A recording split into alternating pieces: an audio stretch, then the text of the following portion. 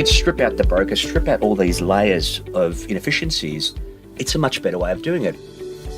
The underlying infrastructure of ICOs is actually the killer app for the whole blockchain space, in my view. Absolutely. So if you lose a security token, you just call up the exchange and say, I've lost it. We burn that and reissue it. That if we get this right, it'll change the way the world works.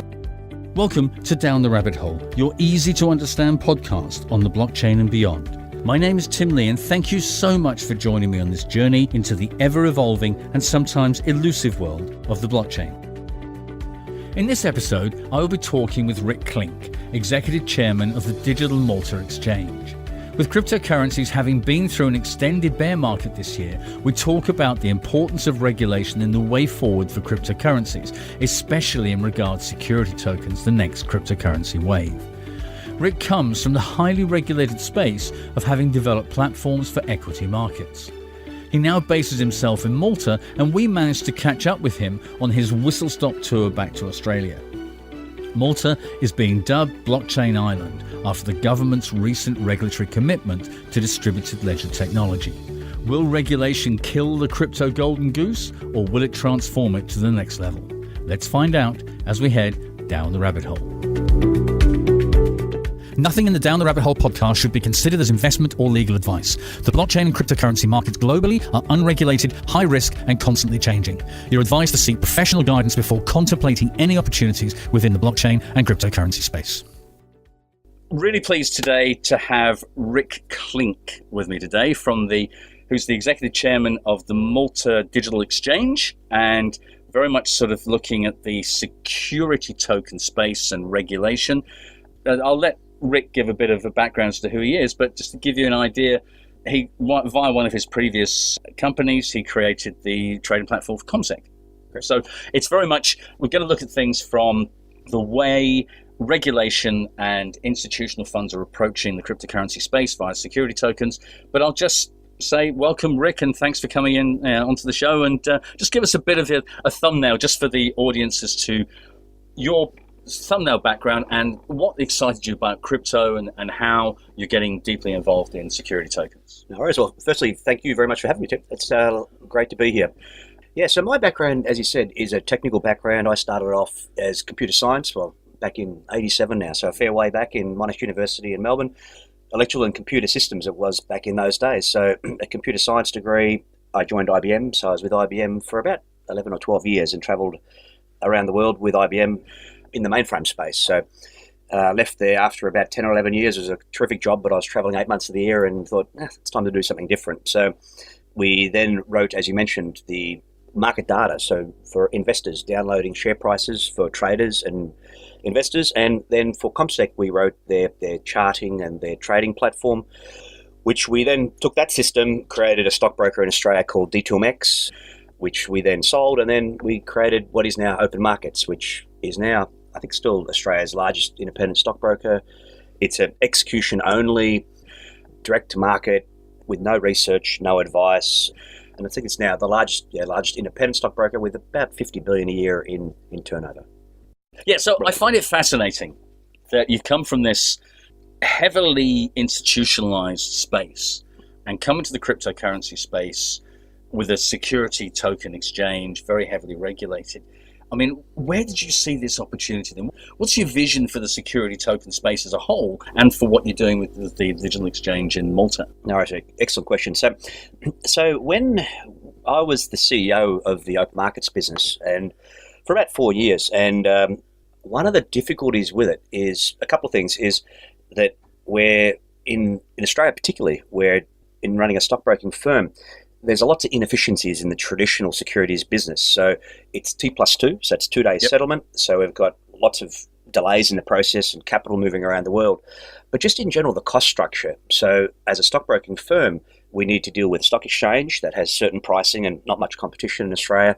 We deal with registry companies, voting companies. So the entire stack is quite large of cost. So for someone trying to list a business or trying to do something, it's a very inefficient technology stack with many, many vendors, and it's been the same stack for many, many years, 50, 100 years, so since IT in the last 30 years. So really there's been not much improvement in efficiencies. So what we were looking at, so we developed the software for the stockbroking firm, and then we started looking at, there's much better ways of doing it. And so the crypto industry is really interesting. If you look at a Bitcoin exchange, you don't need the stockbroker. You don't need the registry company. You don't need all these other companies involved.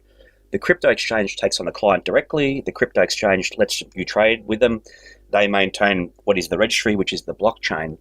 So if you look at it, putting the technology aside of Bitcoin, the whole distributed ledger is a great idea for trading anything. It does any digital asset. So when you think about it, a traditional share is just a digital token. Yeah. So from what we started looking at a year or two ago was saying, well, let's look at what we're doing today. If we could strip out the broker, strip out all these layers of inefficiencies, it's a much better way of doing it. And so it's taking the old world and saying, again, let's overlay it on the blockchain and remove a lot of the inefficiencies. And we should be able to strip out large amounts, 50, 70% of the cost of the traditional industry of securities and leverage the best of what is the blockchain. Yeah, because it's really interesting, isn't it? The ICO space last year went crazy, as we know, right? But I think the sheer power of an ICO where you can get capital in globally, it clears in about 3 minutes with Ethereum, right? Yep. And you've got no reconciliation. You've got no bank fees in the middle where they charge 20 to 50 bucks. I've got money in the UK when I transfer it, 20 to 50 bucks a pop. Right, exchange rate 2.5% to 4% below market rates, and with ICOs, I was part of an ICO and we got monies in from 55 countries cleared in 3 minutes. When I just saw that in action and experienced it for myself, I thought this is amazing. And for me, the underlying infrastructure of ICOs is actually the killer app for the whole blockchain space, in my view. And so leveraging that, as you're quite rightly saying, leveraging that structure, that infrastructure, enables access to global democratic capital, but in a regulated way, presents all sorts of opportunities. Totally. So obviously you must have spoken to a lot of institutions and that sort of thing, given your background. What's their view on this? What's their take on security tokens from what you're seeing in the conversations, bearing in mind you're about to act as that conduit for them? Yeah. So your point's 100% right. So coming back to ICOs, that we need a more effective way of capital raising. So if you look at it, capital raising is generally localized. So if you look at Australia, companies are listing on the ASX and it's all local capital. We're not tapping global capital markets. So we need to, for the projects that are out there, a security token, just to come back to the security token point, it's a brilliant way of raising a large amount of capital or capital intensive projects, which you get a large amount of shareholders putting a small amount of money in. And for lots of projects that can't be funded today. Now, the ICO proved it can be done well, but as your point, the lack of regulation caused problems. And we had that big run up into Christmas in the end of last year. And so it's actually an idea that was way too successful. And unfortunately, the lack of regulation, it went off on a side channel. So if we could take that concept, the blockchain, the global capital raising, and a very simple mechanism to do it, which is stripped out all the layers of fat as such, and put it into a regulated framework, that's the way to do it. So to your point, that's what we're doing in Malta. So in Malta, we're setting up 2 exchanges. There's what's called a virtual financial asset, which is a utility token structure, and a security token structure. So there's actually 2 licenses that we've got. Now, the important part of it is, as you know, in Australia and everywhere in the world, the banks and everyone aren't against crypto as such. What they're against is the unregulated nature of it, things like lack of custody. It poses high risk. And so the banks are literally protecting the client from themselves. And we saw an example earlier this year where when there was a bit of a run on Bitcoin and the banks got concerned, they made it difficult to actually continue to invest in Bitcoin when it was that volatile. So in a lot of cases, it makes sense because the bank's about protecting the client's capital. And so what the banks are looking for is for this area to be regulated. So let's get security tokens and ICOs regulated, and let's get the proper level of custody in place so the banks, the institutions can have confidence to allow people to invest in this area. Then this can all move forward in a way. Now, everyone will say, but we don't want it regulated. But unfortunately, we've proven that without regulation, investor confidence goes out the window, and we're not going to get anywhere. I mean, that's the reality of this market. I mean, and we can talk about the philosophy of the market and the philosophy of cypherpunks and that sort of thing. The technology absolutely came from with the right intentions, I think. I think the reality of the markets is that the cryptocurrency community, let's say that, they've got some passionate ideas. They're fantastic at what they do, and the tech is amazing. So, and there are some fantastic people there. But the reality in terms of adoption is that cryptocurrency has to come to the institutions. The institutions aren't going to go to the cryptocurrency game. You know, it's about in terms of where the money is, where the adoption, where distribution to Main Street is going to come from, is from the institutions. I mean, it's just going to change and revolutionize everything. But you brought on a very valid point about custodial facilities, because I interviewed an institutional investor for one of the earlier podcasts, and he was talking about all the custodial structures that exist within institutions. I mean, how do you see that custodial side working for, say, what you're doing with security tokens and that type of thing? Are you providing those custodial facilities so that institutions don't have to worry about private keys, public keys, you know, wallets and that type of stuff, and then just have somebody, a third party, say, you sort it out. If you screw up, I sue you? It's a very, very interesting area. So on the Bitcoin side, we all need custody. And as you know, there's more and more players coming into that space right now. Security tokens are a little bit easier because by their nature, they're not anonymous. So baked into the security code in the smart contract is your my details. Yes. So if you lose a security token, so in your wallet, I've got 100 Bitcoin and 10 tokens for ABC stock. If you lose that, you just call up the exchange and say, I've lost it. We burn that and reissue it. So it's actually easier on the security token side. It's the lack of anonymity, or that it's actually named in the token. We don't need to worry about those kind of issues as much as we do on the Bitcoin side. Right, of course, yes. So it kind of makes that problem easier. But the challenge is, or the opportunity here is to allow people to do things like paying for a security token with Bitcoin. Yeah. So we still need to do the same as everybody else. And so, but it's evolving. There's bigger players now stepping into the custody space. So as everyone gets more comfortable with the large institutions, I think the problem will sort itself out in the next 6 months. There's so many people coming in. But for example, over the years, a number of exchanges have been hacked, and that's a doomsday scenario nobody wants to face, right? So, as an institutional investor, am I going to keep the tokens on the exchange, say like Malta Digital Exchange, for example, or am I going to want to take those offline and then store them? That's really where the custodial risks might be perceived by the institutions. Okay, and I think that comes down to the great conversation about decentralized versus centralized. Yeah. So there's 3 elements to trading security tokens. So we've got the AML, so the anti-money laundering checks. Yep. Then we've got the trading part of it, and we've got the custody part. Yep. So there's 3 elements. So if you look at in the true Bitcoin sense, everyone wants everything decentralized. Yeah. The difficult part of that is that's difficult to do, to make decentralized ID checks or decentralized managing market integrity is difficult. One of the interesting areas, though, it should be optional whether you want us to store your Bitcoin or you store them yourself. Yes. So the wallet should be smart enough to say that I'll leave it with you or I'll keep it myself on my own. So the first bit that probably could decentralize is the storage of your Bitcoin, so that in terms of that it sits on your device. But the difficulty is we need to make it much simpler. We need to make it like when you buy shares in Australia from a stockbroker, you don't need to worry about people understanding public-private keys too hard. Absolutely. It's all about, and I've had many conversations with people about this, it's just about having that black box where you say, I want to actually buy these tokens, I want to sell them, I don't want any problems in the middle. Right.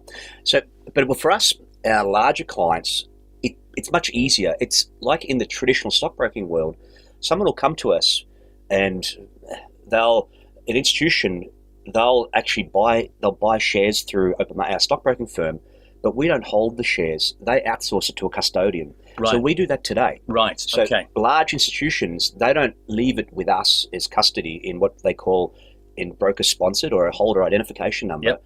They take the stock, leave it with a custodian. So actually nothing's changing here. We're going back to what we do today. So do you see the institutions wanting that Absolutely. That custodial middleman to take away just that major risk that they might perceive? That's right. So what we're already seeing today is we're speaking to clients who, they're large institutions, they're acquiring Bitcoin for sovereign funds or family offices. Now the institution, they have their own custodial arrangements. Yes. So they don't want it sitting with us. They want to purchase it and sit it with them in their normal custody type structures. So when you think about where the world's going, we're actually it's the same world coming around again. They're comfortable that it's held in their normal custodial structure. When the custodians start to be able to hold these new assets as a digital asset type, then the comfort will continue on, because the difference with us as Malta Digital Exchange, people can see us in the Thomson Reuters and Bloomberg terminals. The traders can trade like they do today, and as soon as we get that seamless part, so their traditional stock and their crypto, Bitcoin, sits with the same custodian, they're trading it on the same Bloomberg terminal. Right. It's almost no different. So it's literally plug and play into the institutional space. We got to, and that's what, it's not just custody, it's the traders of today, the people that are out there and they're managing money for buy-side firms, and that's the other part that we need to get sorted out is today you'll have a Bloomberg terminal that does all your global assets and futures and everything else, but when they do crypto, they need to turn around and go to a web page for a crypto site, which the difficulty is these people, they're feeding into their Excel spreadsheets and risk models, all this stuff via Excel and bits and pieces, that we need to make it easier for these professional asset managers to manage the asset. It should be seamless, whether it's an equity or a future or crypto. So what our job is, Malta Digital Exchange, and what we do today, in our traditional equities business, in Australia, the asset manager can send us orders via FIX, like institutional grade order management, and we make their job easy. So it's that front end work for the asset managers and everything else that's just as important as a custody. So that they can cross collateralize assets, they can risk manage across the board, and it all sits in the same custodian. That's where we need to get to make this thing really take off. Let's say we're a little bit further forward and all this seamless transition has been done. Yes. I mean, there's a massive amount of money that's in the institutional space, all right? And they can only invest in highly regulated structures by the very mandates that they hold. Yes.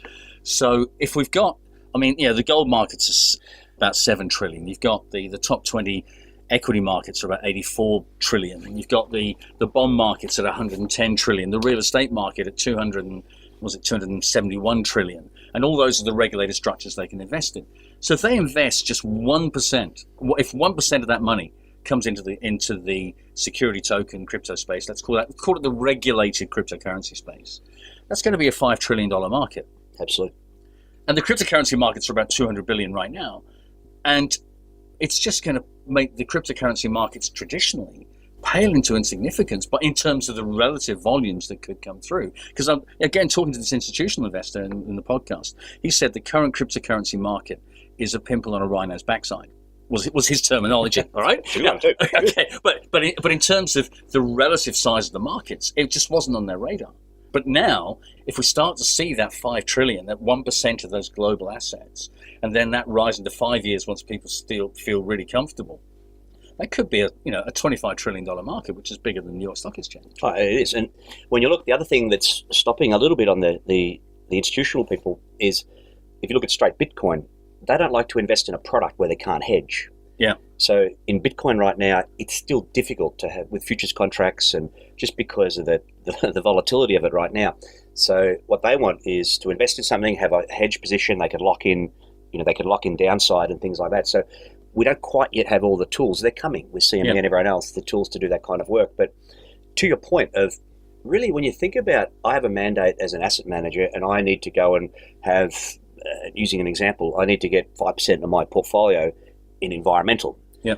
So you can start to see what's going to happen now. So we were talking yesterday about a project that we're looking at right now, which is it's a wind farm, in Eastern Europe. Yeah. So if we can tokenize those projects and we can make it so the asset manager can easily get in and out of that investment, then it really should be irrelevant whether it's a traditional T+2 investment in a listed wind farm or whether this is done as a security token and it's on the same platform, seamlessly integrated. With time, you see, this should be neutral. They shouldn't be able to tell the difference if we package this the right way. They wouldn't even be able to see it. They'll see, well, I'm investing in New York Stock Exchange on this particular ticker, which is this particular wind farm in Venezuela or whatever, and I've got this one, which is in Serbia or whatever, and this is a different one. Now, the fact that one's traditionally packaged as a T+2 traditional security and this one's packaged as a security token, it really shouldn't make any difference if I'm running a mandate, a professional mandate. like everything else, it's like the car analogy, right? I just want to drive the car. I don't even know how it works. Yeah, completely. And so as long as the listing requirements, and this is the point, as long as the institution or the retail person has confidence that it's a regulated product, that it's regulated in a jurisdiction, then really the underlying shouldn't make any difference. So we tend to get really lost. So a lot of the conversations are around all the tech stack, and everyone's really excited about Ethereum's, and there's millions of discussions in that area.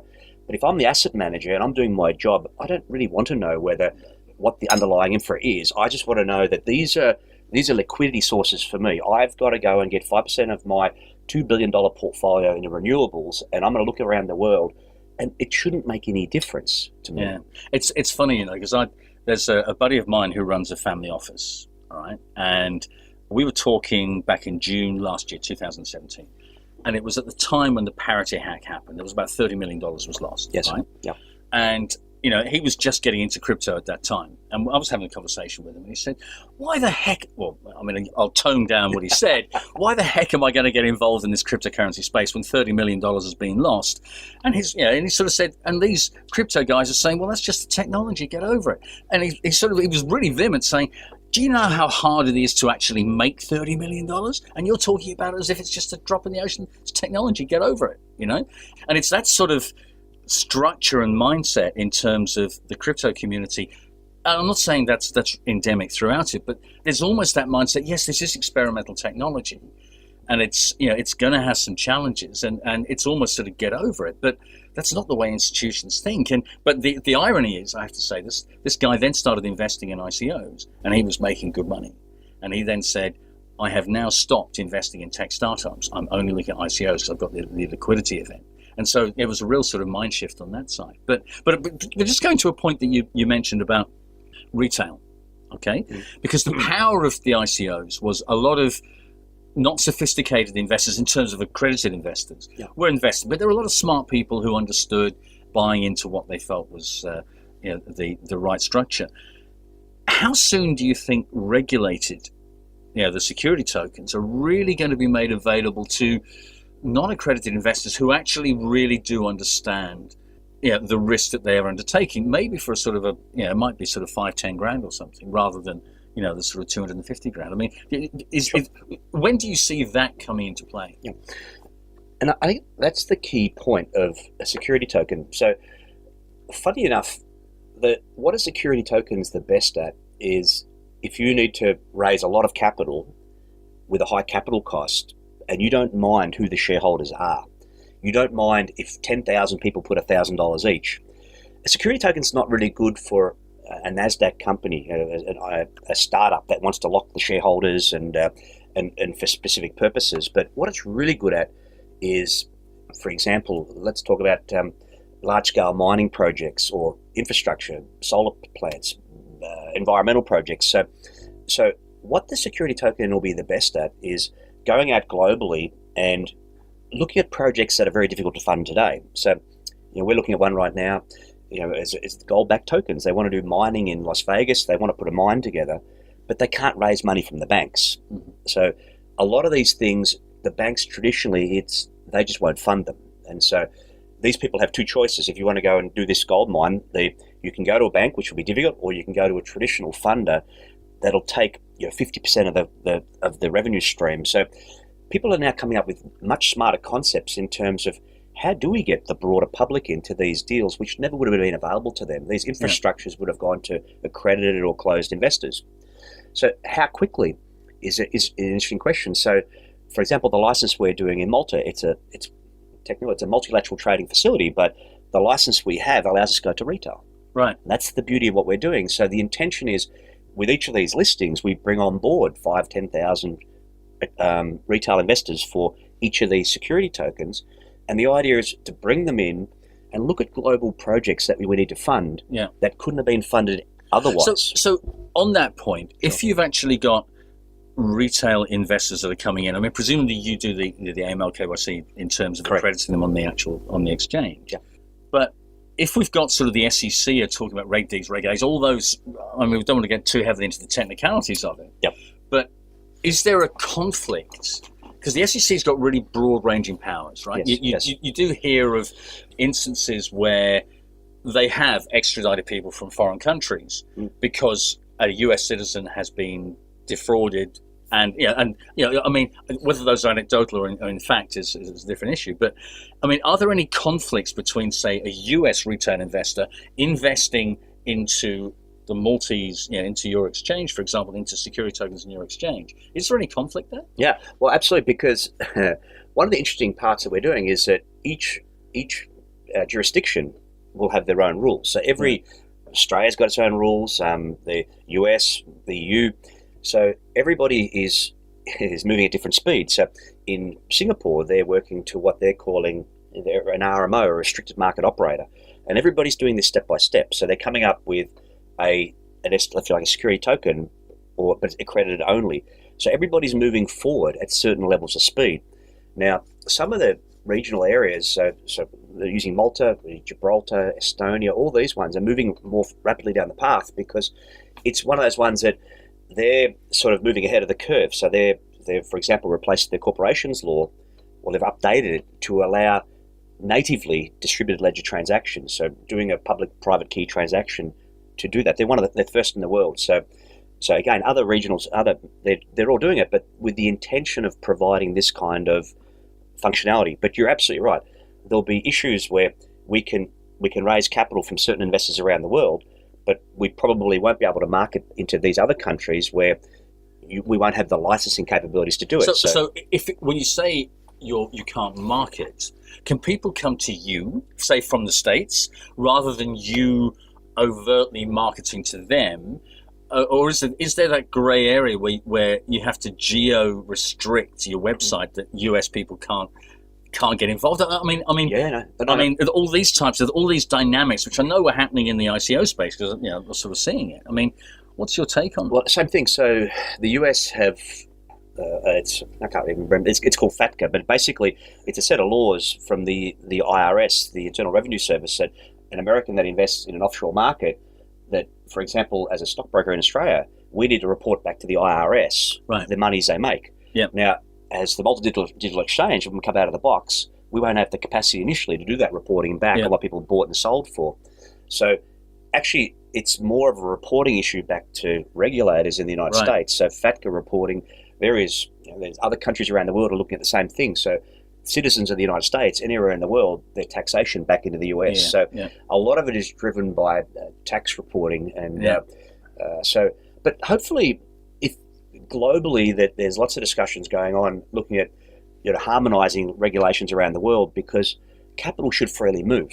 And so I think that some of these concepts that what needs to be done, that from a regulatory point of view, then people start talking about transportable tokens and things like that. But as we get going, there'll be certain countries we'll be able to deal right through the EU with a license, and in countries where we don't have those restrictions. But there'll be absolutely right. There'll be some, but I think with time, there's lots of work looking at global regulation between between every country from a taxation point of view and a regulatory point of view. So, but like everything, these things take time. Yeah, of course. So, I mean, Malta Digital Exchange. Malta's part of the EU, right?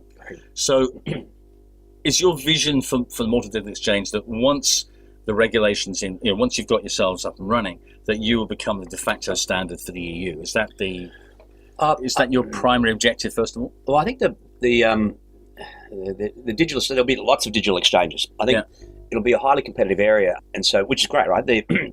We want a lot of exchanges. So I think from a standard point of view, it's like the thing that I'm focused on is less about standards and everything else, but actually doing some business. Yeah. Because there's been huge amounts of discussions all around the world. But I think that, and there's lots of, in the United States, things going on in the if you like, in the sophisticated area.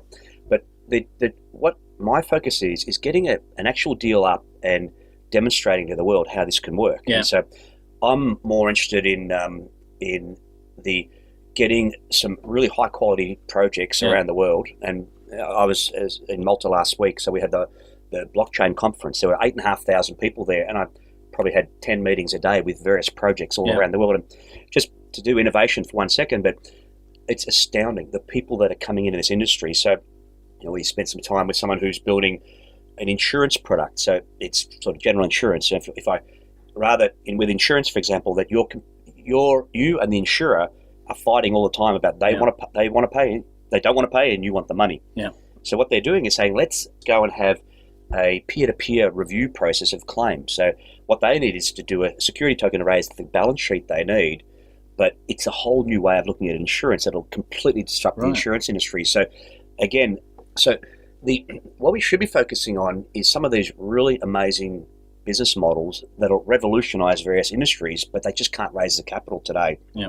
So rather than a standard, I think what we need to look at is grab the best innovators in the world, look at their business models, get them listed, give them access to this big range of capital, and be project focused and innovation focused. Being the first is probably less of an issue. Actually, someone to implement it and actually help businesses grow, help innovation, help the environment, help all those kind of things. Help in Australia, we do need to make it cheaper, easier, and faster to raise capital here too. We've got it's not the most efficient market in the world as well. So free flowing capital is the primary aim of what we're trying to do, and I think that's, if we can keep that as the core focus, innovating and helping businesses grow and the whole disruptive nature of it all, that's my primary focus rather than being a standard or being first. Sure. No, but so yeah, I mean, it's one of those things that if people can see this works, then the floodgate's going to open. And I mean, it's always one of those things that I've had debates with people about on security tokens, that, a dog with fleas is a dog with fleas, sure, right? And if you just tokenize a dog with fleas, it's just a digital representation of a dog with fleas. So a lot of projects are going to start coming into the security token space that couldn't raise funds in the traditional space because they're not high quality. Now, I know the market will determine what's actually going to be good, bad, or indifferent, but are we going to see this sort of sense of a lot of crap projects coming in and people just buying into this concept of security tokens to actually back them? How do you see the market sort of developing? Yeah, well, one of the nice things is when you think of a security token in a regulated environment, think of listing on an exchange. Yeah. So we have a whole bunch of due diligence to do. And so, as you mentioned previously on the ICOs, you could get a 3-page white paper, go raise money, where the whole process was about raising the money, but there was nothing in the white paper what you're going to do with it. Yeah. Now, when you list on a regulated exchange, it's no different a security token from a traditional equity. Yeah. So you need to come in here and we need 2 years financials. We need to know all about the directors. We need to know the legal structures of it. We need to ensure that what we're actually listing is, they actually own any IP. They own all these kind of things. Yeah. So the beauty is that from an investor point of view, this has been reviewed by appropriate accountants, legal people, and everything else. It needs to be ticked before it can actually be listed. So I don't think we'll see anything that can't be funded as an ICO will never be funded as a security token, because people like ourselves that have been doing this a long time will then do the appropriate due diligence on it. So like everything else, we're not going to say it's going to be a success, but what we'll say, what's in the white paper / prospectus has been validated. Has been validated that it's factually correct. Because I read through some of the materials from the the Maltese documentation, and they're actually getting deeply involved in the tech itself, and correct. Which is really unique in terms of, now I appreciate Malta's only got 400,000 people, so it's, as a smaller economy, you can do that. I mean, it's a shame that someone like Australia, for example, can't be a fast follower or something like that. I mean, because you've got the likes of Estonia, Dubai, Singapore, Gibraltar, and obviously now Malta, really sort of fighting for that crown of being the most regulatory friendly. I mean, you've obviously got a very good relationship with the guys in Malta and the Maltese government. I mean, what first drew you to Malta? Yeah, so it's kind of interesting that if you look at innovation, you need to be hungry. Yeah. And you need to want to change. So your point's right. So if you've got a 400,000 population, your core exports are rabbits and potatoes. Yes.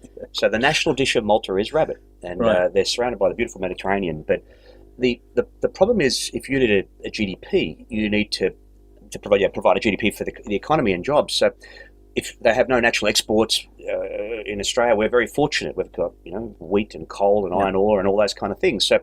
But what they've done is really innovated in terms of they've, for a long time in the foreign exchange space, in wagering, they lead the world with Malta and Cyprus. And a lot of these countries, the common denominator is they just don't have the natural resources and everything else. So what they do is they innovate with technology. And so the reason to go to these markets is because that from a distributed ledger friendly constitution and all these what they're doing and doing, to your point, they're making new laws so that when you list a utility token, we don't decide as the exchange. A government appointed person decides, is it a utility or a security token? Right. So, but everything they're putting in place is to regulate the framework, but it's one that, to your point about countries that need to innovate, they put a lot of focus into it. And you're absolutely right. You can walk in and see, you can make a booking, see the Prime Minister, you can see the Finance Minister, because they're open for business and they're innovating because they need to. Yeah. And so what we need to do in places like Australia, we need to continue moving down that path, but it's an issue around, from a government point of view, it's not necessarily an ASIC problem, but it's an issue around we need to look at how do we stay current here, because the next problem is, and people are raising, that my son's 22, he's just finished his computer science degree. What we don't want is these people all going offshore. They go into Europe and go everywhere else. Australia can lead the world we have some very, very clever people here. So, our developers are all in Melbourne. We hire in locally for the work we're doing for the Malta Exchange. But we need to get ahead of the curve here. So if we can do the same here, that at the moment our financial markets have been the same way for many, many years. There's one dominant exchange. There's not a huge amount going on for us, because what's going to happen here is we're going to see next is companies, once capital is global, if I want to list, I won't list locally. I'll go list overseas. That's the big problem. It's a big challenge to say rather than the problem, because ICOs prove that global capital can be democratized, and that's so powerful. And I think what Malta have done is exceptional in terms of what they're doing, and I think hats off to them. I mean, in some ways, in the whole sort of startup ecosystem, you've got the early adopters you have to find in terms of new products, and the smaller startups are the ones that are nimble. And it's almost like a sovereign state being that startup, and they're thinking like a startup. Absolutely. in saying, how do we actually solve this problem? Because this fits the narrative in terms of revenue generation, which is what startups all want to do. It's like the MVP of trying to get out there. And it's one of those things that by doing that, they're bringing a bucket load of cash, tax dollars, all sorts of stuff into Malta, because Binance have just relocated their HQ there. Exactly right. They're all there. Which is just, it's incredibly visionary. So I guess the key thing is, from Australia, should we be, in an ideal world, at least a fast follower? So you look at it, their marketing it's called Blockchain Island now. And what a great tagline. And that's what they do. They're out there and they're attracting the smartest people in the world. So if you've got a business idea, you were there 2 weeks ago, where 8,500 people that were there at the event, the population went up by 6% for a week with all the people. That you couldn't get a hotel room, you couldn't get anything. So from an innovation point of view and everything else, in Australia, we need to work out where we stand internationally and globally. So we have some extremely smart people here. So and it's not a government fault. It was said last night. We were at the event last night, a crypto conference, that we need to push harder against governments and everyone else to say that we had the mining boom, we got the dining boom. So all of these, the areas that we're in, unfortunately, the iron ore and coal with carbon credits and all the other issues, these things are going to slow down. And so what's next for us? So we need to look ahead. One of the frustrating things here is, from a political situation, we all say the unstable overseas. As you know, we change so rapidly the politics here.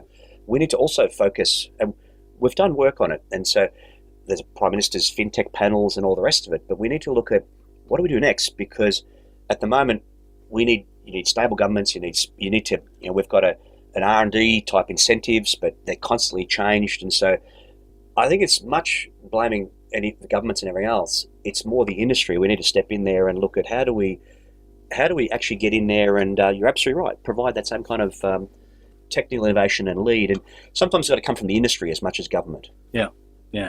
This whole space is going to change so dramatically. I guess just as a parting shot, all right? Because we could talk about this for hours. There's lots of really interesting stuff.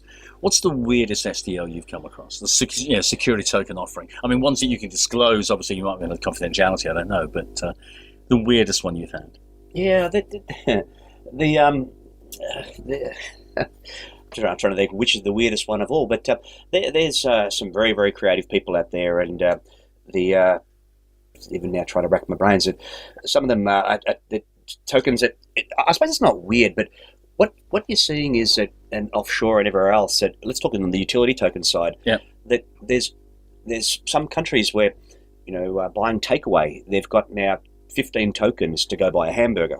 Right. Where the best way to buy a hamburger is still cash or a credit card. And so one of the interesting parts of it was that we need to, a lot of these ones were, we kind of lost what the purpose was in the first place. So that there's lots of ones where the utility token method sprung up because they needed to raise capital, but there's just the weirdest uses for these utility tokens that in real life were never going to happen in the first place. Yeah. But you look at the clever ones. The clever ones come from Australia again. We've got voting systems globally. Some of the really clever ideas that have come from this country. Where, on the smarter side, that there are things that'll change the world that we've already started to implement. And so, if you look at the weirdest to the other, that it's what this allows. This whole distributed trust concept. And just quickly for 1 second, but it's interesting. The world we're in right now, where we started off thousands of years ago, where people just dealt with each other, and that was trust, and we didn't need intermediaries. Then we went to big cities, so then we put trust into large organisations, and so we outsourced that back to them, and they managed the trust. But as we've seen with various issues in Australia and all over the world, that's now that trust is gone, and now it's easy distributed trust with the various carpooling systems where we can see who's a good guy, who's not a good guy, and everything else. So now the thinking behind it with blockchain and distributed trust, and it's astounding, the ideas that people are coming up with. I mean, there's one that I really love, I have to say. I mean, I interviewed a South African podcaster a couple of weeks ago. We were looking at banking the unbanked, all right, in terms of the reality of it versus the theory that we all talk about. And out of Africa, there's security token offerings that are coming through for cows. Right now, the idea, but I mean, and you're laughing, and I fully understand that. I mean, my mother lived and worked in Botswana for 15 years, and I went out there a few times, right? And in Africa, cows are a symbol of wealth. Yes. Okay, and so the overall idea is that banks don't want to get behind that because cows can go missing. Yeah, there's all sorts of infrastructural issues that are there. So the idea of the security token is to actually tokenize the cows and link it into the revenue structure of the milk generation for the community to back it. And you suddenly think, wow, that is something serious that you just would not think of for a security token. That's why I was asking the question about the weirdest one. I mean, as soon as I rationalized that and thought, you know what, for the African continent, that's going to be amazing if they can pull that off. And I think there's just some phenomenal opportunities in this whole space. I think that it's the thing that's driving it is, again, it's the innovation and people, that there's ideas for third world countries, like, as I said, infrastructure projects that could have never got funded otherwise, that these things over here can be funded by first world into third world and eradicating disease. There's so many different ideas that when a global voice gets together, these security tokens, I think what it'll allow it to do is, if it's presented the right way, is it can direct capital anywhere in the world with the appropriate legal structures, and that we can then start to apply to problems like that. Like, they may seem, because that's a great idea, right? But you're right. When at first thing you think, man, I know exactly. I mean, it blew my mind when I actually heard it because it made sense. But it's if you look at these people out trying to eradicate malaria or do these kind of things, which are amazing projects. But I look at it. In Australia, we have about, in self-managed super, me or other people too. Yeah. In Australia, we've got around, pick a number, about $750 billion of self-managed super. And then we've got, that's all invested into growth assets or whatever, but there's a lot of people there that would love, like me, as a parent and everything else, in startups in the industry, but traditionally there's no way of getting into there. So we've got the VC space, but the VC space in Australia is extremely narrow and it's difficult to raise capital. I think we're one of about the 30th down the list in terms of how narrow the VC industry is. So getting this huge pool, whether it's superannuation money of the industry funds or self-managed super down there, there's massive opportunities to get that down in that space, and we can fund unlimited things. But we've started in Australia with equity crowdfunding. Yeah. What we now need to do is, the only problem with that is there's no exit mechanism. So if we take equity crowdfunding and bolt on a security token, which allows us to give liquidity to people, we're getting very close to what we need. Now what we've got to do is lobby the government and look at how do we take, they've done a great job with equity crowdfunding. Now let's go the next step. So you can fund a public or a private company. Let's go the next step and look at, okay, now we've done that. Now the exit is a security token, and then look at these, make it easier for these large, as I said, super funds, industry, retail, or self-managed super. We're sitting on this country, if we can get that part of it right and get that flow of capital, leverage blockchain, leverage removing all the friction points, and it's, to me, we should do this, as you said before, in our own backyard, but it now needs the will and the people and everything else. And so, to be honest, the best way of doing it is do it offshore, get it up and running, prove the concept, and then look at what the big government here. And be a fast follower. Exactly, and get a few of these companies to go over there. And I think what we'll see is that, like everything else, that people, from a government point of view, we don't need to do anything while times are good and everything's running well. But the big fear here in Australia always is, what happens when there's a downturn? What happens when we've had a booming property market and there's grey skies on the horizon? And so that the endless bounty of capital gains tax on properties and all the growth and all that, eventually one hopes it continues as long as possible, but the good times may end from the economic point of view. And they always say when you're in a recession, when you're in a boom, you think it's never going to end. And then when you're in a recession, you think it's never going to end. And it's cycles happen. That's the reality of markets. And that'll drive politics, because right now we can stay happy because we've got a growing economy and lots of external investment. But the signs are already there now. And so once we truly become a global economy, and that if capital starts to leave the country, property prices fall, that it'll make it much tougher. And so, but the good thing about it, it'll actually get attention of everybody again, that just simply exporting natural commodities and things like that. The politics will need to change, because and it's about certain parties in the government, whoever they might be, sort of coming up to the plate and saying, hang on a second, we need to embrace this, and having that champion. Look, Rick, we could talk for hours, because I know it's a fascinating subject, and it's a fascinating subject for you specifically, and obviously you're driving a lot of things. But look, I'd love to sort of do another one of these in about 3 months to get an update of where you're at, because obviously this is a wholly evolving space, and you're driving, a lot of initiative and innovation. It's great to see an Aussie behind that, in terms of the Maltese Digital Exchange. So where can people find out more about Malta Digital Exchange? Yeah, just go to www.maltadx.com. Right. Excellent. And awesome. Go there and have a look, and we always appreciate people's feedback. So there's email addresses there, and you'll see us coming live kind of in the first quarter of next year. We're doing the base Bitcoin things, but there's a few projects up there that people can have a look at, and some of the press, and you'll see as we move closer to the date. But I'd love to come back. You can see I'm very passionate. Oh no, Rick! Right? I'm equally passionate, and I'm equally curious. I'm curious about it as well. And I think it's one of those things when you run a podcast, you've got to reflect the curiosity of everybody else. And I'm naturally curious about everything you're doing, because I think it's a clear part of the jigsaw that we need to take the whole of this technology to the next level, and for all of us involved in it to ramp things up and to achieve some great change, positive, that we can that can actually happen. Yeah, and I think the takeaway to your listeners as well is that if we get this right, it'll change the way the world works. And so that's the takeaway about what we're all doing here, that if we get past the tech and all the other details, all the examples we mentioned before, that if we get this part right, it'll fundamentally change the way capital markets work. And so the Bitcoin is an interesting experiment, but we said before, if we can take that same concept, extend it out further, and actually scale this the way I think it can be scaled by taking the traditional and bringing it new, it'll a lot of global issues we can tackle with this thing if we point it all in the right direction. So for listeners, it'll be really powerful. I think the great thing is, Rick, the Malta Digital Exchange, I think the key thing is Malta's got a lot to offer, but I'm not so fussed about the rabbit stew, if I'm that honest. It is funny. You go there and you want to eat there, and so everywhere you go, there's rabbit linguine, rabbit fettuccine, all the different rabbits. And so I do laugh and say, when everyone comes over and comes visit, I spend half my time, probably a week a month or 2 weeks a month, and it is one of those ones that it's a fabulous place to be. It's I mentioned before, it's kind of good in the Melbourne winters, in Malta summers, and everything else. But it's perfect balance. But it's an exciting economy, an exciting market.